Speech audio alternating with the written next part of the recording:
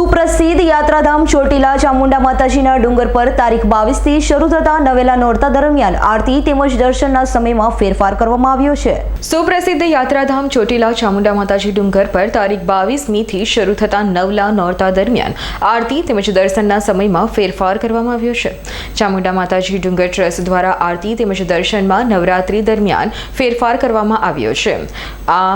આસો માસમાં તારીખ 22મીએ પ્રથમ નોરતા તેમજ 30મીના રોજ આઠમને લઈને ચામુંડા માતાજી ડુંગરના દ્વારા વહેલી સવારે 3:30 કલાકે દર્શનાર્થીઓ માટે ખોલવામાં આવશે। પ્રથમ તેમજ આઠમા નોરતાને લઈને વહેલી સવારે 4 વાગ્યાના સમય ઉતરવા માટેનો નિર્ણય કરવામાં આવ્યો છે।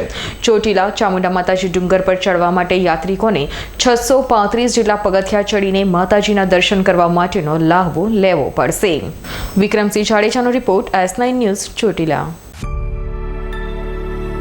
અમારી તમામ માહિતીથી અપડેટ રહેવા માટે જોડાયેલા રહો S9 ન્યૂઝ સાથે।